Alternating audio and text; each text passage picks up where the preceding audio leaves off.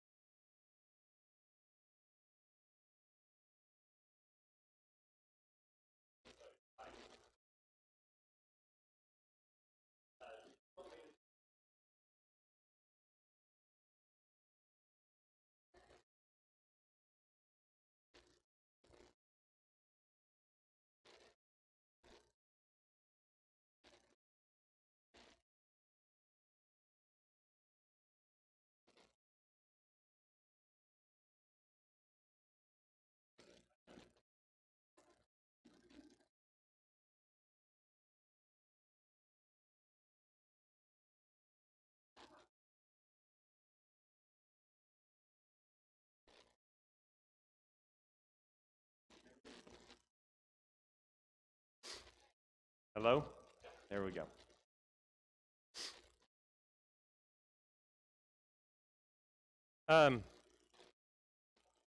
I Rex on Wednesday night, has been doing the history of the church, which is pretty interesting.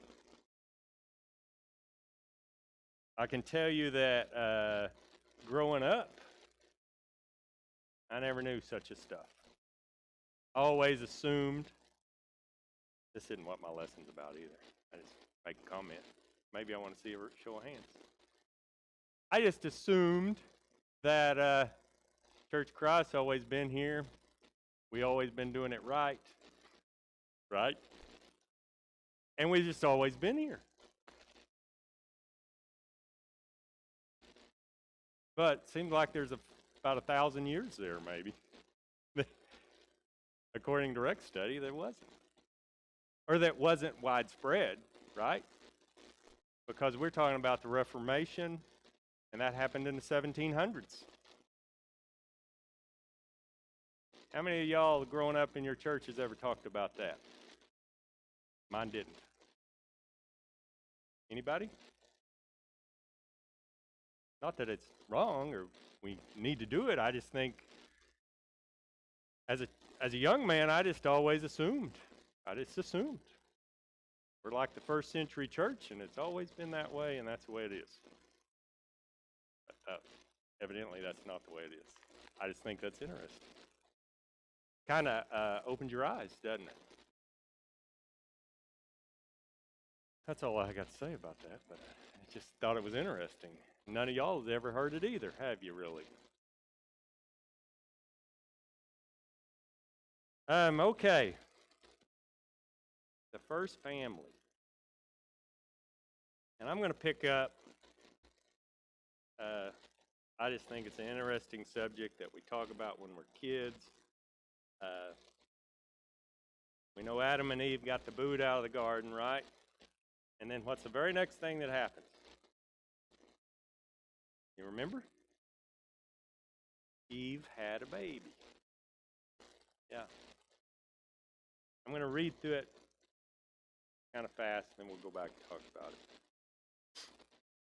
Let's see, it's Genesis chapter 4, 1 through 16. And it says, And Adam made love to his wife Eve and became pregnant and gave birth to Cain. She said, With the help of the Lord I have brought forth a man. Later she gave birth to his brother Abel. And now Abel kept flocks, and Cain worked the soil, and in the course of time brought some of the fruits of the soil as an offering to the Lord. And Abel also brought an offering, fat portions, from some of his firstborn of the flock. The Lord looked favorable on Abel and his offerings, but on Cain and his offerings he did not look with favor. So Cain was very angry, and his face was downcast.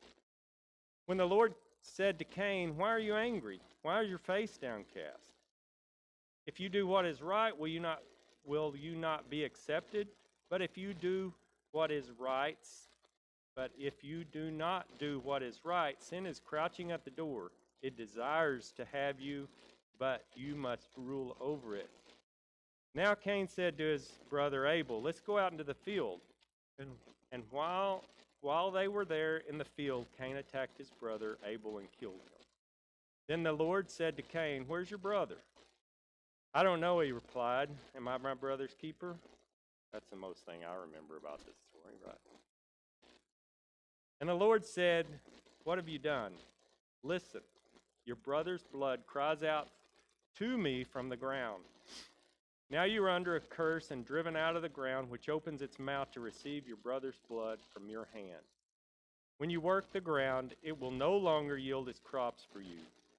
You will be a restless wanderer on the earth. Cain said to the Lord, My punishment is more than I can bear. Today you have driven me out of the land, and I will hide from your presence. I will be restless wanderer on the earth, and whoever finds me will kill me. But the Lord said to him, Not so. Anyone who kills Cain will suffer vengeance 7 times over. Then the Lord put a mark on Cain, so that no one who found him would kill him. So Cain went out of the Lord's presence and then lived in the land of Nod. east of Eden. So, the story is Cain killed Abel, right? And he said, I'm not my brother's keeper. That's kind of what I always remembered about that passage. But I kind of wanted to look through it here with you. Y'all may already have really dissected some of this, but I hadn't. So in verse 1, it talks about Eve saying, Adam made love to his wife, Eve, and she became pregnant and gave birth to Cain. And she said, with the help of the Lord, I have brought forth a man. What had just happened to Adam and Eve? What just happened to them? They had sinned, and what happened to them? God kicked them out of the garden, said, you're going to suffer during childbirth, you're going to work by the sweat of your brow, yada, yada, yada. And it seems to me that when she said, it seems to me that she had made friends again with God, didn't it? That's what she say. She didn't say, I made a son. She said, with God's help, I made a son. So that's a little glimpse I'd never thought about, that maybe we just think about wicked old Eve, but evidently she made up, because she didn't take it. She said, I did it. So I like to think that Eve and God were friends again, because that before they walked and talked together and everything, and then she messed it all up. Her and Adam both did. So she was proud of her boys and proud of God who had helped her have those boys.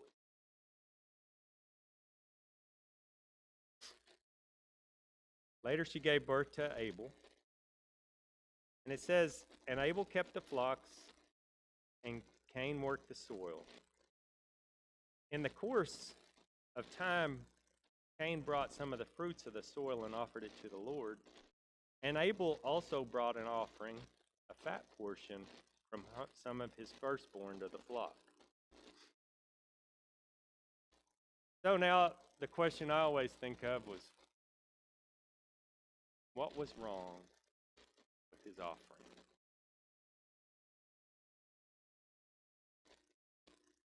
What was wrong with it? It was grain. Huh?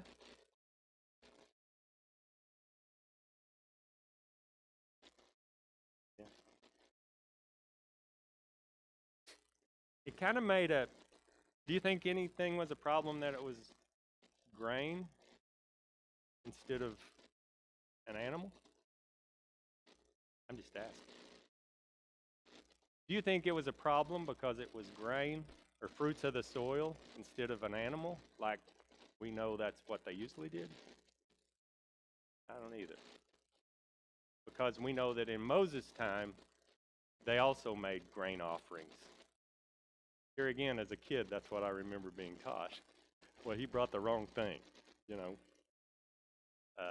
But I'm with you. I don't think he brought the wrong thing at all.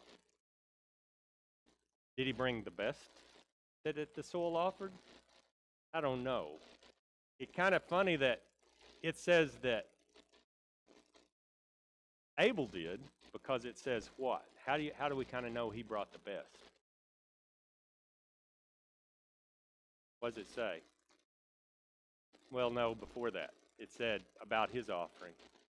It said he just brought the fruits of the soil. Cain did. What did it say about the first fruits? And what else? The fat. I mean, fat was precious, And he brought the fat ones and the first ones, the best ones. And it doesn't really say that about Cain. So I think you may be right there. I think we're going to see also it's some other things.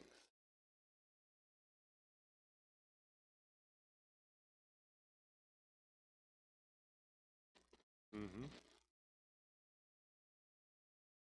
He could have done better.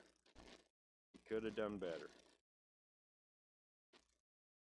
So I don't think it was really the animal thing, just because it was grain. I think it was, like, you're right.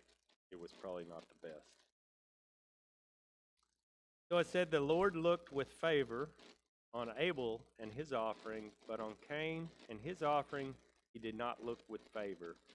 So Cain was very angry, and his face was downcast. So he got mad, and then I don't know what downcast means. Jace, my grandson, he gets downcast. His face goes on the carpet, is what he does when he's upset. I think it's kind of the same thing, you know. He threw a fit, walking around with a downcast look, and he was mad. Uh, it we're kind of assuming, but we really don't know why exactly he didn't like that offering. We can assume, like I do with you, but we really don't know for sure. So, verse 6 and 7, it says, Then the Lord said to Cain, Why are you angry? And why is your face downcast? If you do what is right what? A right offering, a right attitude, a right heart. Yeah.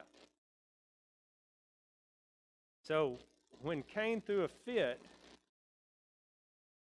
the maker of the universe, isn't it amazing? He just said, why are you mad?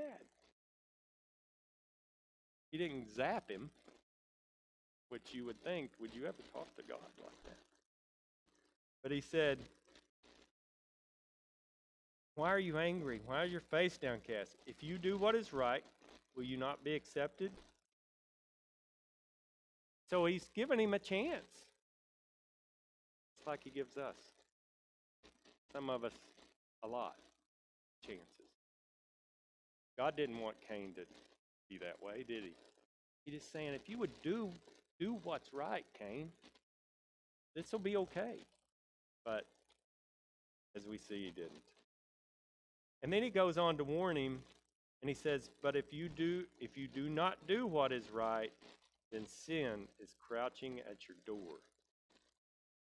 and it desires to have you, but you must rule over it.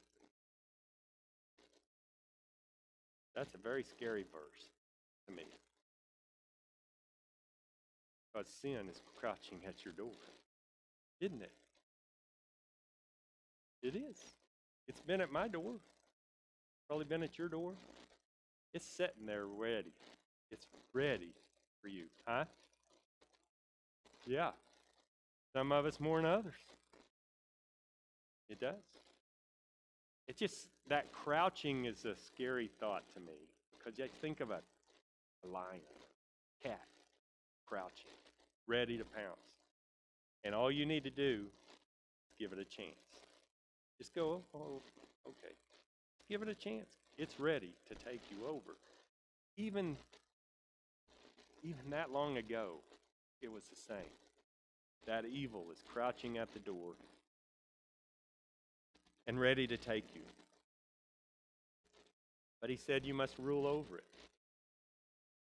What do you think he meant by that?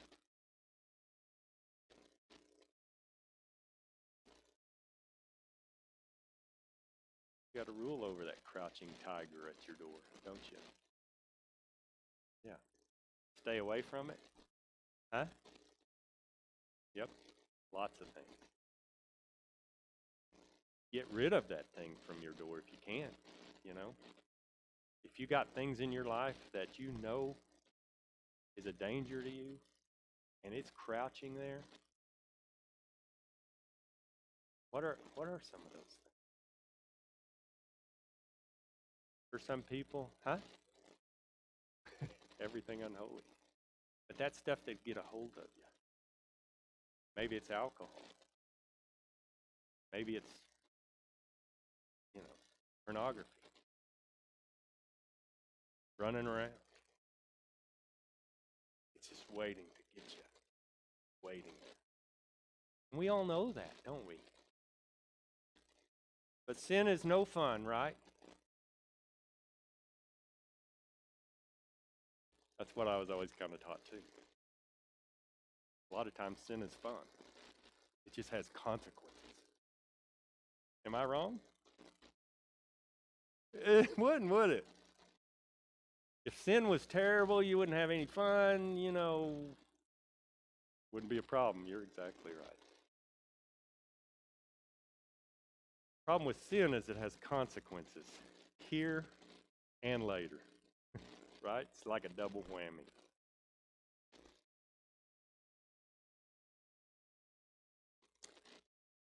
I think it's very interesting that God wasn't really mad at Cain.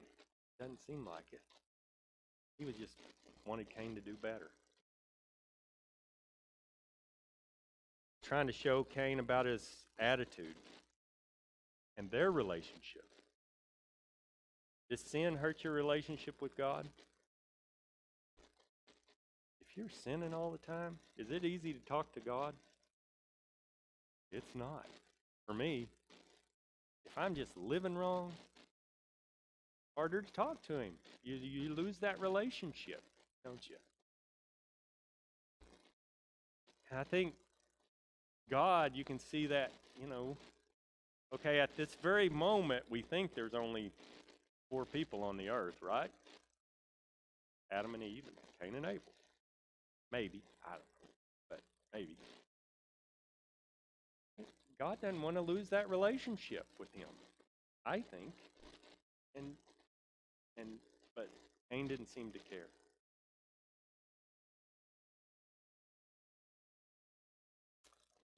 This is the first time, of course, we just started the Bible, or it's in the front of the Bible, but it's the first time you see the word sin, too.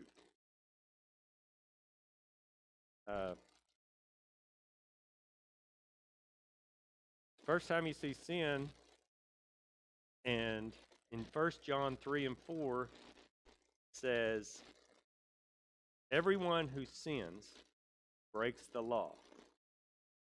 In fact, sin is lawless. Right? Had God given Cain and Abel the law? Don't seem like it, does it? We'll talk about that. Gives us that, I think. So, but, formally, there was no law that we can read about. There wasn't. Do you need a law to tell you that it's wrong to murder somebody? Do you need a law? We make laws for that, right? One night in here, and I didn't explain myself, and I probably won't again, but said if you're driving down by the school, and there's no school zone there, and you just fly by it at 50 miles an hour because there is no law against it, no signs. Is that right? Well, you'd say, well, there's no law against it. Right? Did it make it right? No, it's still wrong. It's still wrong. We don't need a written law to tell us what's right and wrong, do we? We like to use that as an excuse, I think. But he didn't have to have a law. Because we know, as far as we know, a written law wasn't given until Moses, right? But I would say there was already a law.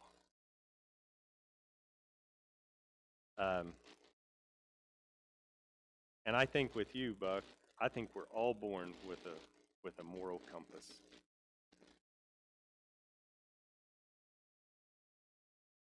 Well, because I here we're assuming, so I don't know. I saw their offering as a sacrifice as just worship. God, thank you for all these good sheep you gave me. I think I'll give you one. To me, it was just a pure worship. I don't know. We don't know that.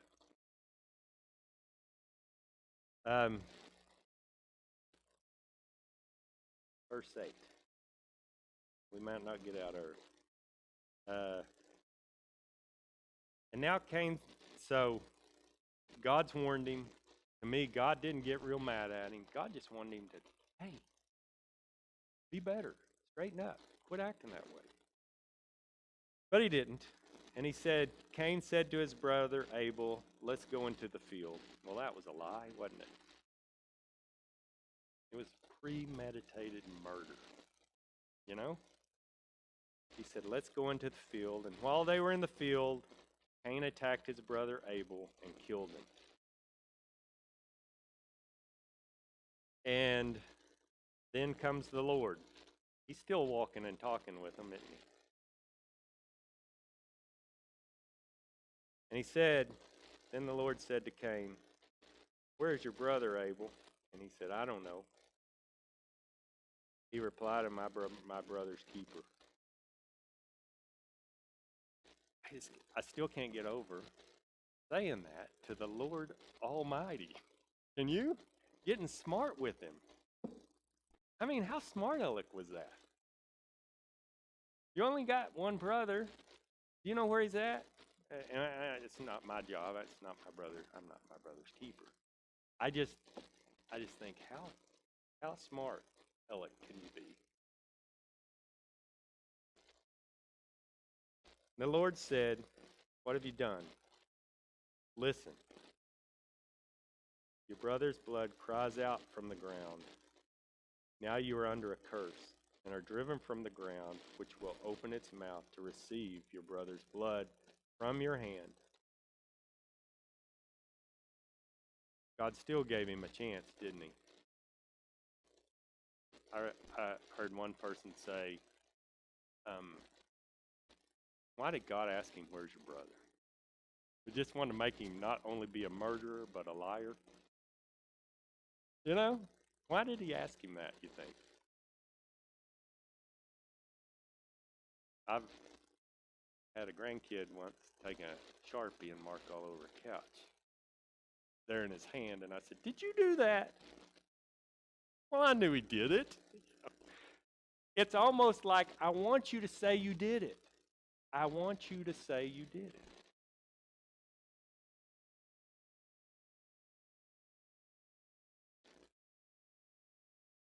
I think it's just showing another merciful God. You know, he just asked him, what did you do with your brother? Well, I killed him, Lord, I'm sorry. But no, he's a liar too. So yeah, I think it's just all these stories to me paint a picture of things, you know. This one paints a picture of God. And I know it's about Cain and Abel, but to me it's a picture of this merciful God who doesn't want us to lose. But we still do sometimes. I mean, it's that free will thing.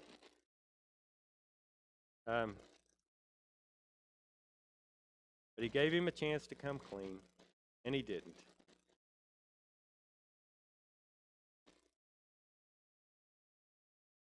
And, you know, there's a pretty in-depth study about all this, his blood in the ground. And there's a lot of reference to, and we don't have time for it, a lot of reference to Abel in the New Testament.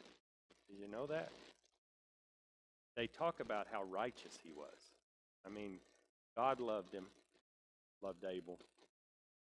Jesus says 2 or 3 times, talks about his righteousness and Abel's blood. But you can't compare Abel's blood to Jesus' blood. And they tried that a little bit, and I'm going real fast. But Abel's blood was about justice and doing what was right. That's what he's talking about, is crying in the soil for justice. Christ's blood was for what?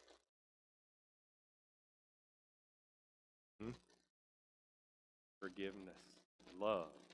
That's what Christ's blood was for. But Poor old Abel's blood was, he was a righteous man killed that way. It was for justice, for crying out. It's how I see it. That's in Hebrews chapter 12 where it talks about that, comparing his blood to Jesus' blood. But we won't read that.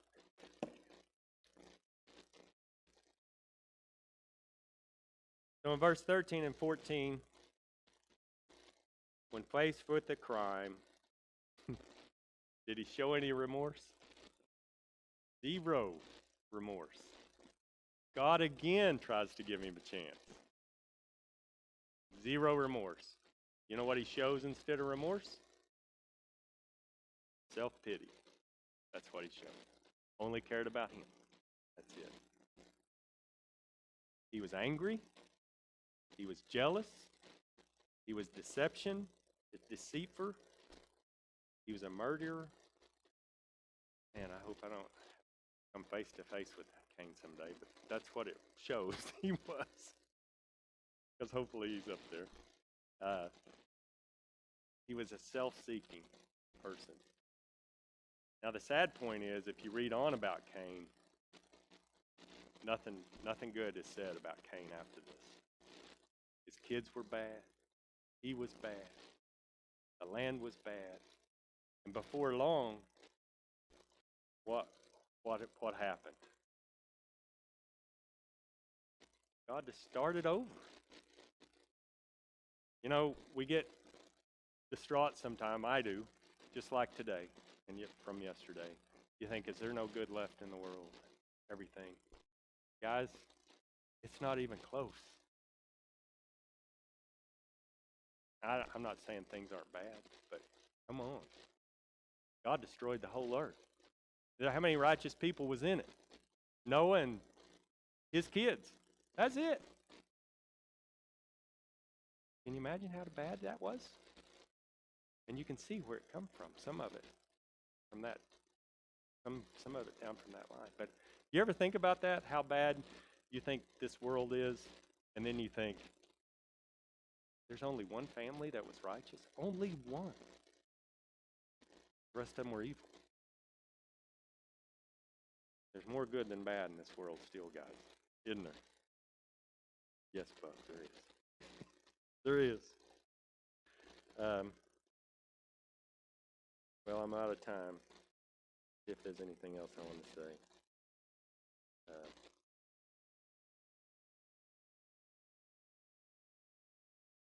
You know, and then I'll end it. Kind of what Dane was saying, this whole world is evil. And you think, how could God let something like that happen? You can't tell me you never questioned that or ever have in your life. But we can't have it both ways. If you want free will, like he let Adam and Eve have, then you got free will. If you don't want that, then you got a bunch of robots walking around that don't have free will. So when you have free will, you have good things and you have evil things. And that's just part of this world. It's how I see it. We want both, don't we? And I don't see that he made it that way. He made it where we all get to choose to be good or evil. Some are eviler than others. So that's how I kind of cope with that. Anyway, thanks for your attention. Thanks for coming.